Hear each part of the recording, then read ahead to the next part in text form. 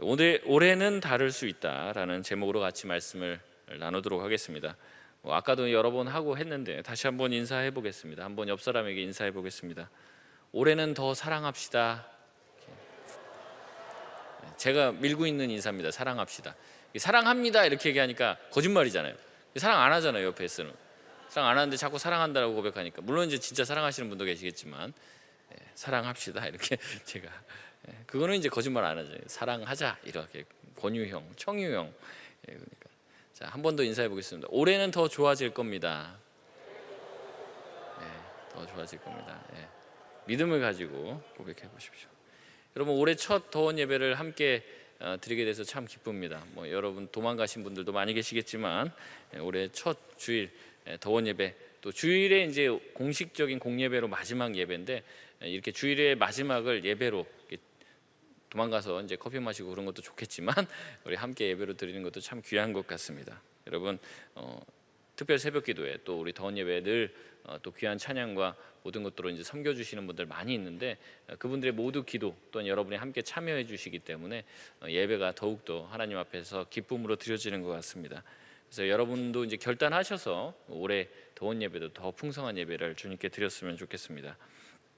여러분, 올해를 또 이제 시작을 하죠. 이제 작년이랑 또 이제 며칠 차이밖에 나지 않지만은 우리가 이제 이 새해라는 게 굉장히 좋은 것 같아요. 우리한테 뭔가 다시 한번 마음을 좀 이제 가다듬고 다시 한번 뭔가 새로 시작할 수 있는 이제 계기를 만들 수 있는 이런 시간들이 되기 때문에 이 새해라는 건 굉장히 좋은 것 같습니다. 그래서 이 새해에 우리가 여러 가지 다짐을 하죠. 그래서 담배 끊겠다, 이제 여러 가지 이제 우리가 다짐들을 하는데, 작년보다는 올해 조금 더 나아지길 바라는 마음으로 이렇게 결단을 하는 거예요. 그래서 이제 작년에 여러분의 삶이, 여러분의 인생이 이제 별로 안 좋았다면 좀 새해에는 조금 달라지고, 또 하나님께서 더 은혜도 주시고, 또 내 삶에 좀 닫혀있던 모든 문들이 좀 열리기를 바라는 마음도 가지고 계실 겁니다. 그리고 만약에 작년이 좋았다면 올해는 작년만 같아라, 여러분 그런 마음 가질 수도 있고, 작년이 좋았으니까 올해는 조금 더 좋았으면 좋겠다, 이런 여러분 기대하는 마음을 가지고 있을 수도 있을 것 같습니다. 근데 우리 마음 깊은 곳에서 보면은 항상 그런 마음이 있다는 거죠.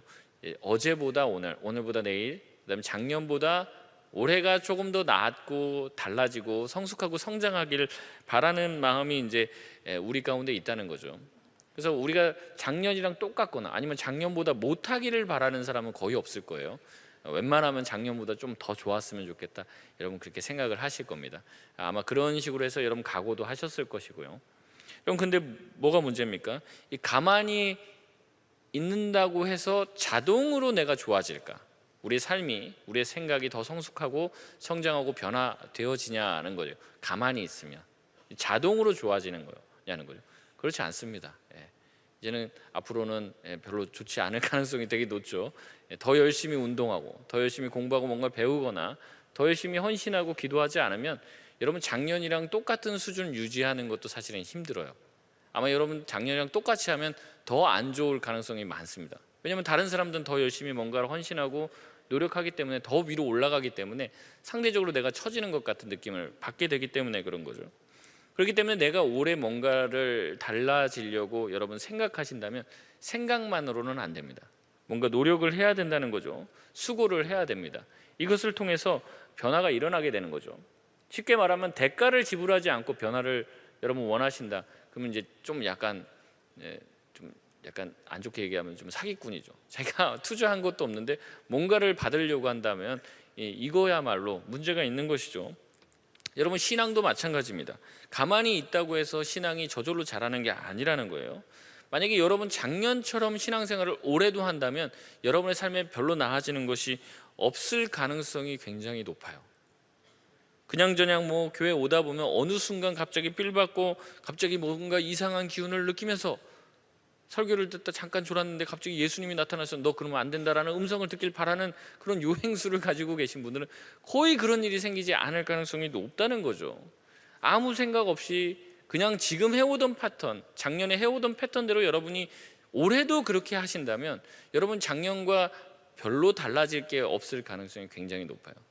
여러분이 정말로 영적으로 성장하고 잘하고 변화되고 싶다면 작년보다 다른 노력을 해야 되는 거예요. 저희 딸이 조금 키가 작아갖고 이제 병원 가갖고 이제 뭐 이렇게 진료도 받고 뭐 이제 처방도 받고 그렇게 하는데, 가서 물어보면 뭐라고 하냐면 너 운동하니? 요 얘기예요. 하루에 30분 이상 줄넘기 해라. 줄넘기만 30분 해. 우유는 먹니? 하루에 우유 뭐 1리터 되는 거 그거 하루에 한 통씩 먹으라고 뭐 이제 얘기를 한다는 거죠. 그걸 하면 이제 변화가 일어나는 거예요. 왜냐면 그 전까지는 안 했다가 하면은 변화가 일어난다는 거죠. 그러니까 신체가 자라는 것도 그래요. 신체가. 근데 신앙도 마찬가지라는 거죠. 여러분 작년에도 기도 뭐 하루에 뭐 3분 정도 이렇게 아침에 밥 먹을 때 1분, 그다음에 1분도 안 하죠. 이게 뭐 식사 기도할 때 잠깐 이렇게 하고 지금 뭐 한 거냐 물어보니까 기도했다고 보통 이렇게 얘기하는 경우가 많은데, 이제 뭐 하루에 뭐 거의 기도를 안 하며 그렇게 일주일을 보내는데 주중 기도에 한 번도 나오지도 않고 여러분이 말씀을 깊이 듣는 시간들도 없는데 여러분 신앙이 자라겠냐는 거예요. 그러니까 작년이랑 똑같다면, 올해 만약에 내가 신앙이 더 나아지길 바란다면 시간을 구별해서 내가 올해는 뭐 일주일에 한 3번이라도 30분씩 기도하는 시간을 정해놔야겠다. 이게 달라진 삶을 살아야 되는 거죠. 올해는 내가 제자 훈련 좀 받아야겠다. 이렇게 해서 뭔가를 참여하고 하나님의 말씀을 가까이 할 때 내 안에 변화가 일어나는 거지, 작년처럼 똑같은 패턴으로 여러분이 신앙생활을 하면 달라질 게 없다는 거예요. 대가를 지불해야 된다는 거죠. 여러분 자신이 하던 패턴과 그 고집을 꺾고 하나님의 뜻이 내 안에 이루어지도록 여러분 노력하기 위해서는 내가 말씀을 더 가까이 하고 하나님 앞에 기도하는 훈련들을 더 해야 돼요. 하기 싫지만 그렇게 인내하고 그 길을 가야지만, 또 내가 정말 예전에는 사랑하고 싶지 않은 사람도 이제 만나지도 않고 그들과 말도 섞지 않았다면 이제는 그들에게 조금 다가가고 만나보려고 노력하고 그들을 사랑하고 용서하고 품어보려고 노력을 할 때 뭔가 달라진다는 거죠. 뭔가 새로운 지평이 열리게 된다는 거예요. 그래서 유진 피터스는 한길 가는 순례자라는 책에서 이렇게 얘기합니다. 변화는 한 방향으로 오랜 순종을 통해서만 이루어진다, 이렇게 얘기해요. 한 방향으로 오랜 순종을 해야 돼요. 그러니까 한 번 이렇게 했다고 되는 게 아니에요. 목사님 말씀대로 한 번 했다고 안 되던데요. 막 하나님 만나고 싶어요, 목사님. 이제 십자가를 경험하고 싶어요. 기도해봐. 기도했더니 안 되는데요. 얼마나 기도했는데? 한 30분 했는데 뭐 전혀 뭐 느껴지는 게 없는데요. 그 한 방향으로 오래 지속적인 순종과 헌신을 통해서 우리 삶의 변화가 일어난다는 거죠. 근데 여러분 이렇게 오랫동안 한 방향으로 뭔가를 한다는 게 지금 우리의 시대 정신과 맞냐는 거예요. 사실은 맞지 않습니다. 사람들은 뭔가 이것도 해보고 저것도 해보고, 요게 안 맞으면 저것도 해보고, 그 다음에 한 방향이 아니죠. 뭐 여기저기 여러 가지 방향으로 계속해서 짧게 해보고 안 되면 포기하고, 해보고 안 되고 포기하고, 뭐 그러잖아요. 그래서 진득하니 뭐 한 일을 뭐 이제 5년 하고 10년 하고 이런 사람들이 거의 없어요. 이거 조금 해보고 좀 별로 안 맞으면 저거 하고, 뭐 이런 식이라는 거죠. 그래서 유진 피터스는 현대인의 이런 모습들을 보며 이렇게 얘기합니다. 현대인은 즉각적이고 일회성 추구 성향을 가지고 있다. 이 시대의 종교는 관광객의 구미에 맞아야 한다. 사람들은 적당한 여가가 생기면 매혹적인 장소를 찾듯 종교를 물색한다. 주일 예배는 주말 소풍같이 드려지고 새로운 인물, 새로운 진리, 새로운 체험을 만나 어떻게든 지루한 삶의 반경을 넓히려 한다. 종교적인 생활에도 최첨단, 최신판이 판친다. 그래서 항상 새로운 거를 쫓아다니고 이렇게 해봤다 저렇게 했다. 교회도 진드가니 뭐 10년, 20년 다니는 사람은 없습니다. 계속 옮겨야 돼. 물론 이제 뭐 불가피하게 뭐 이사를 가거나 뭐 아니면 여러분이 직장을 옮겨서 교회를 옮기는 분들을 말씀드리는 게 아니라 이제 막 주기적으로 막 교회 옮깁니다. 이 교회에서 조금 있다가 또 누구랑 마음에 안 들고 싸우면 뭐 교회가 여기밖에 없어. 그리고 이제 우이동 교회 가고 우이동 교회 갔다가 저기 신일교회 갔다가 이렇게 막 계속 뺑뺑 돌고, 그다음 청년연합 뭐 부산 청년연합 수련회 뭐 이런 거 집회하면 가면 거기서 또 만나요. 그래서 거기서 이제 뭐 이제 교육자들 만나서 지금 어느 교회 다니냐고, 부정교회 다니는데 부정교회 교육자 만나면 저 사람 우리 교회 다닌다. 근데 포동교회 목사님 만났는데 저 친구 예전에 우리 교회 다녔었다. 이렇게 호산나 교회 목사님도 저 친구 예전에 우리 교회 다녔다. 교회 투어하고 있는 거죠 이제. 여러분 참된 그리스도인은 세상에 이런 조류를 인식하고 지루하고 답답할지라도 뭔가 풀리지 않고 막혀있는 것 같지만 한 방향으로 지속적으로 오랜 시간 동안 헌신하며 대가를 지불하여 순종하며 나아간다는 거죠. 여러분 그렇게 나아갈 때 우리 삶의 변화와 성장이 일어나게 된다는 거예요. 여러분 특별히 오늘 본문은 예수님께서 말씀하신 4가지 밭에 대한 비유를 풀이한 본문입니다. 무슨 얘기냐면 이 4가지 밭에 뿌려진 이 씨에 대한 이야기를 하면서 물론 이제 제가 말씀을 잘 전해야 될 필요도 있습니다. 제가 가감없이 하나님의 말씀 있는 그대로 제가 전해야 될 필요도 있지만 특별히 오늘 본문 말씀은 이제 말씀을 받는 사람들의 마음 상태에 따라서 이 결과가 달라질 수도 있다라는 거예요. 이 변화가 일어나기도 하고 그렇지도 않다라는 겁니다. 그래서 오늘 본문 말씀을 통해서 다시 한번 우리의 삶의 변화가 어떻게 일어날 수 있는지를 좀 살펴보려고 합니다. 씨를 뿌렸는데 이 내용이 이렇습니다. 씨를 뿌렸는데 덜어는 이제 길가밭, 덜어는 이 돌밭, 바위밭, 그리고 덜어는 이 가시떨기밭, 그 다음에 좋은 땅에 이제 떨어졌다라고 얘기합니다. 이 길가에 떨어졌던 이 씨는 공중의 새들이 와서 다 먹어버렸고, 바위에 떨어진 씨는 싹이 났지만 이 습기가 없어서 다 말라버리죠. 이 가시떨기 속에 떨어진 것은 이 옆에서 가시나무들이 같이 가라지들이 같이 막 자라니까 기운을 막아서 자라지 못하였고, 좋은 땅에 떨어진 것만 결실을 했다라고 나옵니다. 무슨 말씀입니까? 열매 맺지 못한 것이 잘못된 씨를 뿌려서 그럴 수도 있지만, 지금 이 비유에서는 잘못된 씨가 아니죠. 동일한 씨가 뿌려졌어요. 동일한 씨가 뿌려졌는데 어느 밭에 떨어졌느냐에 따라서 이 결과가 달라진다는 겁니다. 여기서 밭은 이제 사람들의 마음을 말하는데, 다시 말해서 사람의 말씀을 받는 사람의 마음 상태에 따라서 누구는 결실을 하고 누구는 결실하지 못하는, 아무 열매도 맺지 못하는 경우가 생긴다는 것이죠. 그렇게 작년에 아마 여러분의 삶을 돌아봤을 때 내 삶이 뭔가 열매 맺지 못하고 뭔가 진보하지 못하고 달라지지 않았다라고 하면 오늘 말씀을 잘 들어야 되는 거죠. 여러분이 만약에 그런 패턴으로 올해도 그냥 간다면 똑같을 수밖에 없다는 거예요. 누군가는 같은 말씀을 듣고 말씀을 통해 삶이 변화되어지고 열매 맺고 새로워지는데, 나는 같은 말씀을 듣고 같이 모든 집회에 다 참여했는데 5년 전 10년 전과 다를 바가 없거나, 아니면 5년 전 10년 전과는 더 퇴보한 믿음 생활을 하고 있다면, 그런 신앙생활과 삶의 그런 모습들을 가지고 있다면 오늘 말씀을 통해서 주님이 우리에게 말씀하시는 바를 잘 들어야 한다는 거죠. 그래서 특별히 새해를 시작하는 우리에게 이 말씀이 굉장히 적절한 것 같습니다. 다시 한번 이 말씀으로 돌아와서요, 네 가지 밭에 대한 다양한 해석들을 합니다. 이 씨가 뭐니, 이 밭은 뭐니, 막 이렇게 해석을 하는데, 여러분 그런 해석에 대해서 귀 기울일 필요가 없어요. 왜냐하면 이 비유는 예수님이 정확하게 오늘 본문 말씀에 무슨 뜻인지 해석을 해주고 있기 때문에 그래요. 그래서 이제 어떤 목사님들은 이게 무슨 어떤 성도니, 교회를 나오니 많이 이런 식으로 새 가족이니 여러 가지 얘기하는데, 그게 아니라 오늘 본문 말씀에서 정확하게 예수님이 이 밭은 어떤 사람이다라고 풀어준다는 거죠. 그래서 한번 그것을 살펴보길 원합니다. 11절에 보면 먼저 씨가 떨어진 그 밭을 씨를 뭐라고 얘기합니까? 이 사람들에게 뿌려진 이 씨는 말씀이다라고 얘기하죠. 이 말씀이 사람들에게 뿌려졌다는 거예요. 첫 번째 밭이 나옵니다. 길가밭이에요. 어떤 마음의 사람을 말합니까? 우리 12절 말씀 같이 한번 읽어보겠습니다. 시작. 길가에 있다는 것은 말씀을 들은 자니 이에 마귀가 가서 그들이 믿어 구원을 얻지 못하게 하려고 말씀을 그 마음에서 빼앗는 것이요. 아멘. 그래서 같은 말씀을 들어도 이런 사람들은 그 말씀을 이해하지 못하죠. 말씀을 듣기는 했지만 마귀가 와서 그의 마음에 말씀이라는 씨앗을 다 빼앗아 버립니다. 그래서 그들이 구원받지 못한 상태가 되었다는 거예요.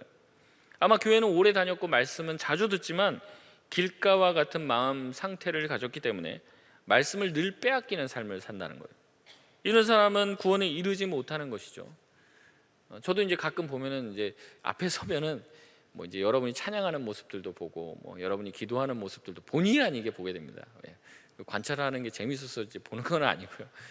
보면은 정말 열정적으로 하나님을 찬양하고 기도하고 예배하는 사람들도 있는가 하면, 정말 저게 왜 앉아 있는지 이유를 알 수 없는, 어디를 쳐다보는지도 모르겠는 그 멍한 표정으로 그 앞에 사람의 엉덩이를 응시하고 이제 찬양 자리에 앉아 계시는 분들을 보게 되면 사실은 굉장히 이제 씁쓸합니다.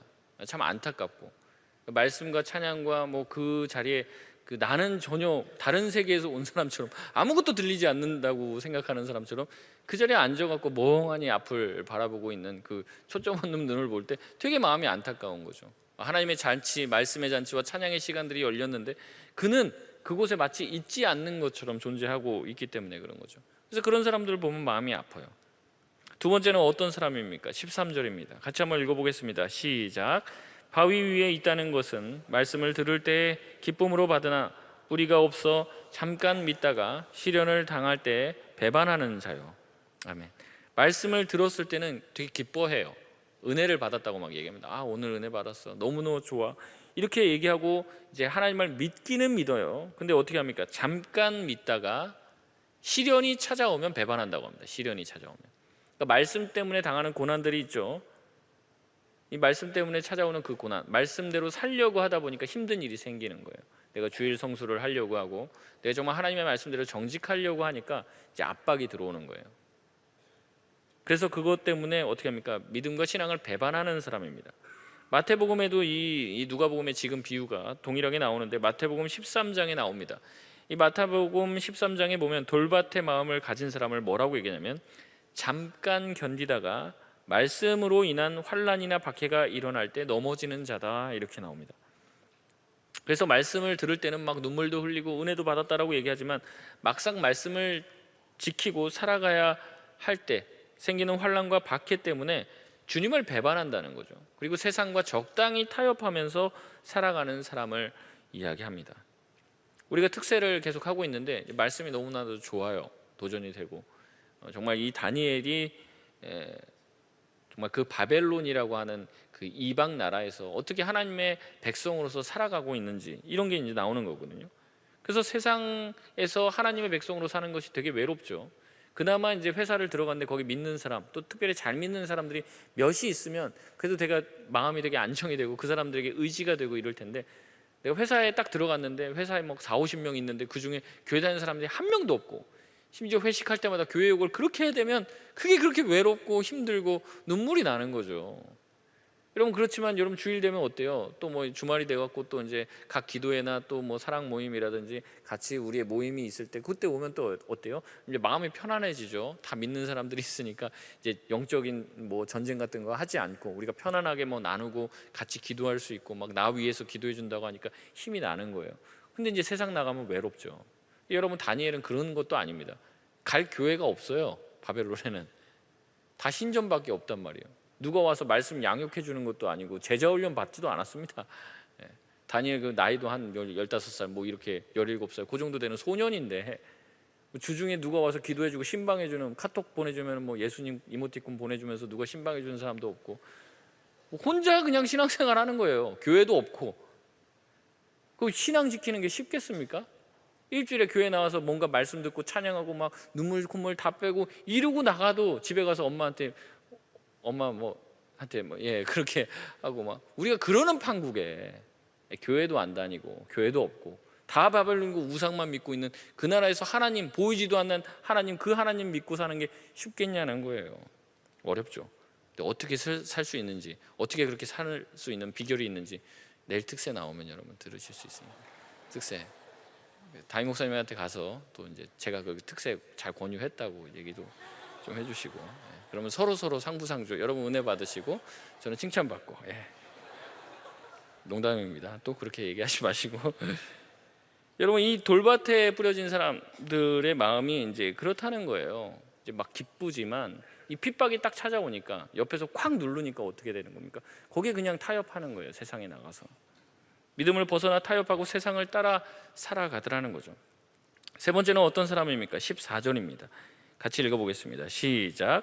가시떨기에 떨어졌다는 것은 말씀을 들은 자이나 지내는 중 이생의 염려와 재물과 향락의 기운이 막혀 온전히 결실하지 못하는 자요. 가시밭이라는 마음을 가졌다는 것은 무엇입니까? 말씀을 들었지만 이 앞에 사람들은 이제 핍박이 찾아왔어요. 근데 이 사람은 좀 다릅니다.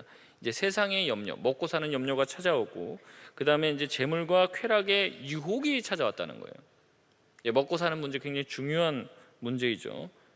마태복음에서는 무엇이냐면 이런 것 때문에 기운이 막히고 말씀이 막혔다라고 얘기합니다. 그래서 결실하지 못했다라고 얘기하는 거예요.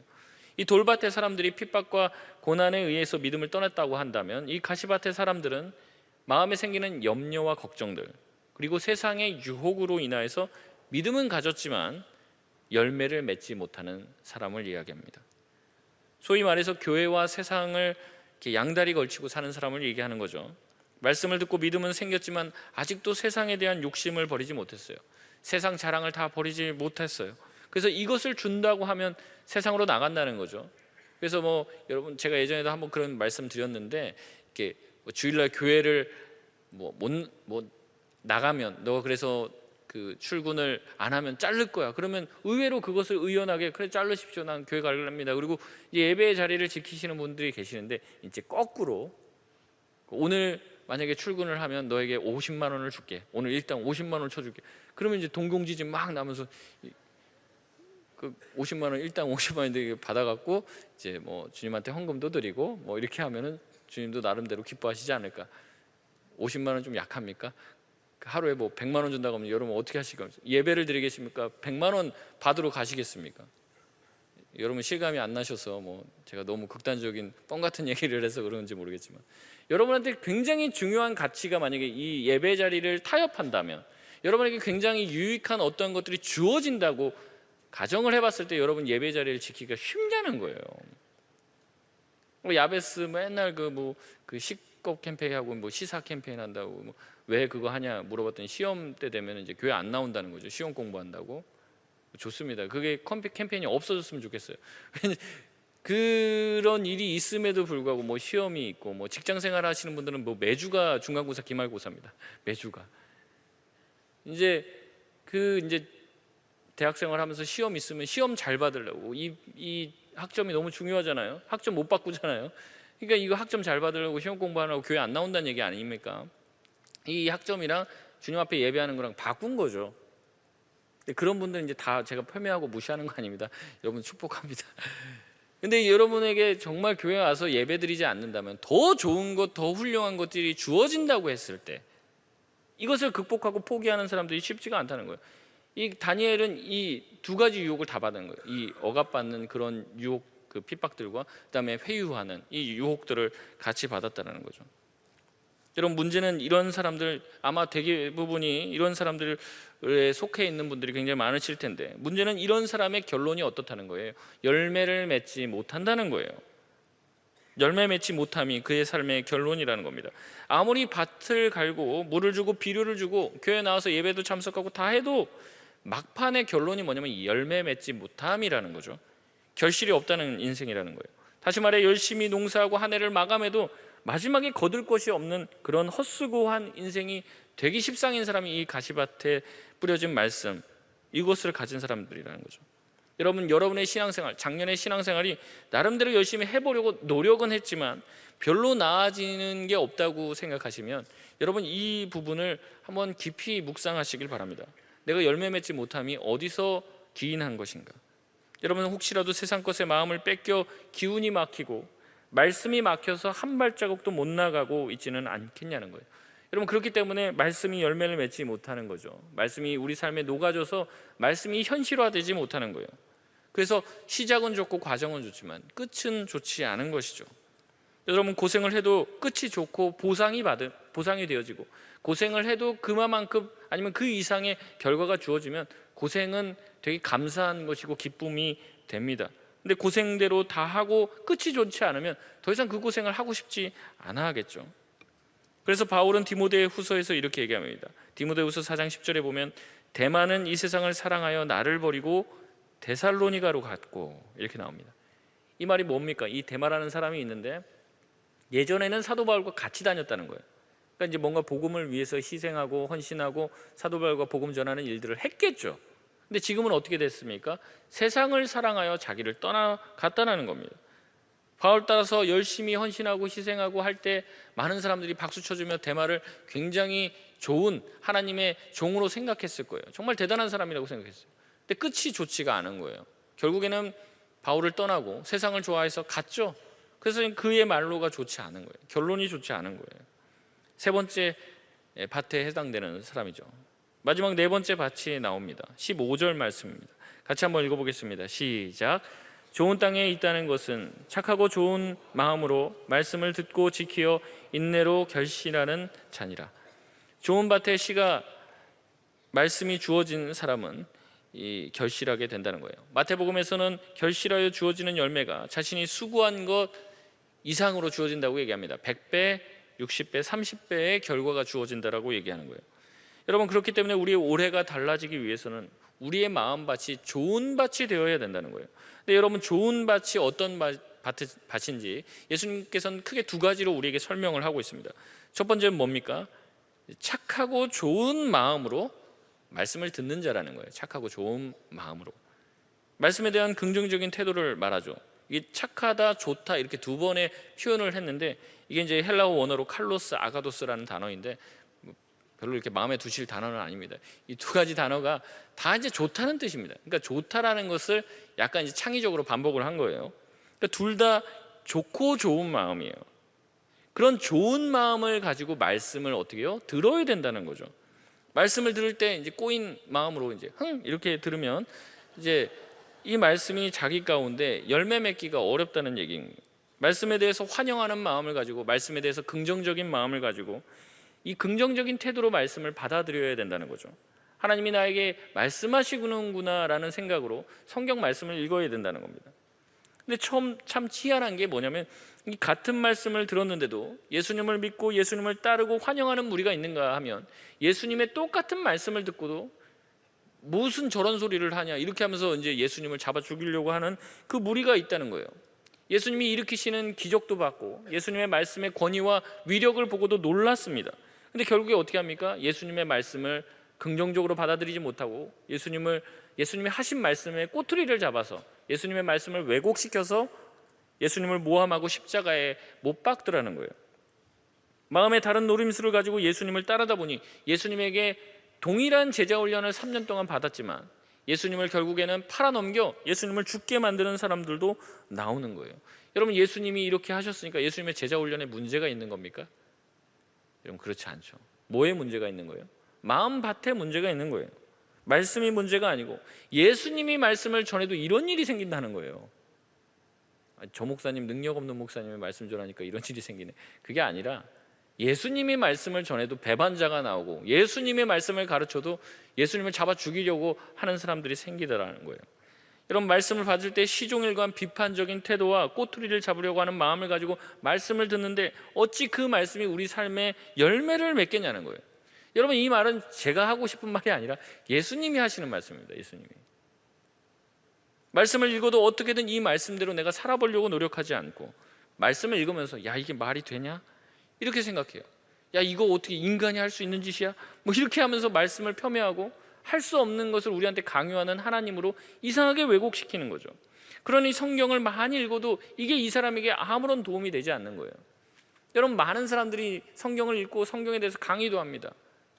머리 빡빡 깎고 요새 나오시는 분들 계시는데 그 인터넷에 나와갖고 뭐 무슨 뭐 도마복음이니 뭐 이상한 거 뭐 가르치고 뭐 자기가 뭐 읽은 뭐 창세기 강의한다고 막 하고 하는데, 이 사람의 삶에 왜 이 말씀이 열매 맺지 못합니까? 말씀을 정말로 긍정적으로 나를 향한 하나님의 말씀으로 받지 않기 때문에 그런 거죠. 그런 사람이 아무리 말씀을 읽어도 무슨 소용이 있냐는 거예요. 그렇기 때문에 우리는 열매 맺는 삶을 위해서라도 말씀에 대한 긍정적인 태도를 가져야 됩니다. 말씀과 성경에 대한 갈급한 심령을 가지고 마치 스폰지가 그 물을 빨아들이듯이 하나님의 말씀을 환영해야 한다는 거죠.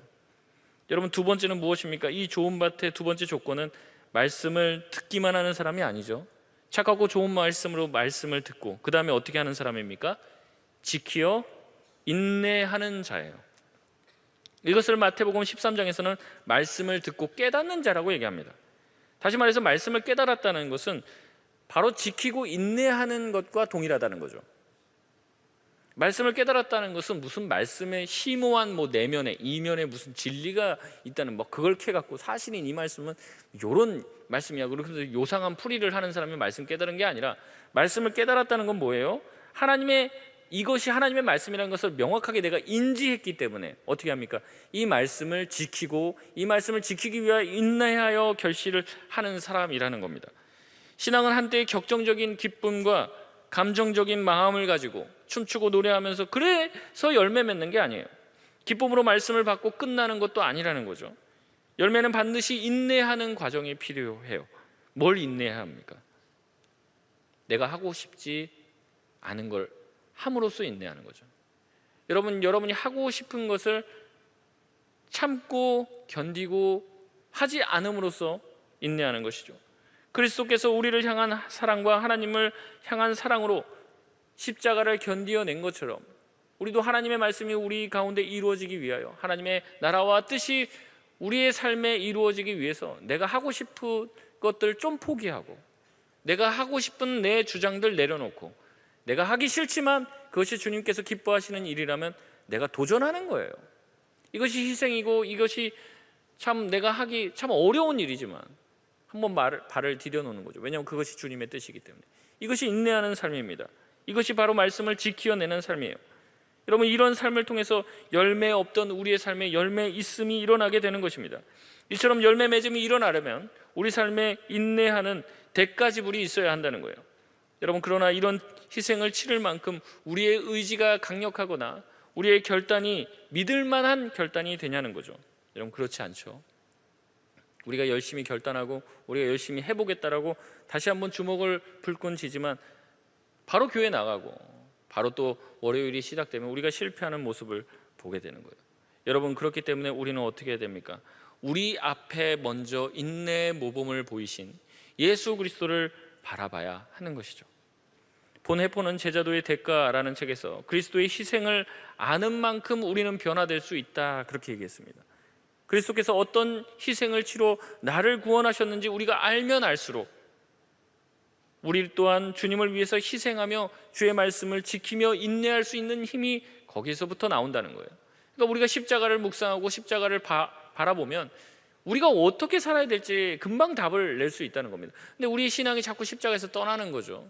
누군가 다투면은 십자가에서 예수님은 죽어주셨잖아요. 근데 그게 아니라 죽으려고 하지 않습니다. 이기려고 하지.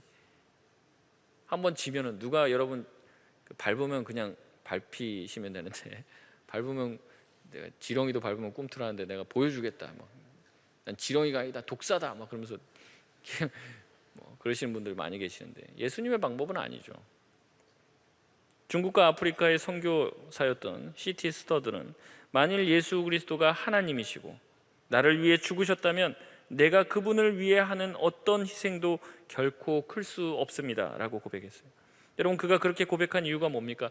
바로 그가 예수님이 나를 위해서, 하나님이신 예수님이 십자가에서 나를 위해서 모든 것을 다 내어주셨다는 것을 확실히 깨달았기 때문에 그렇습니다.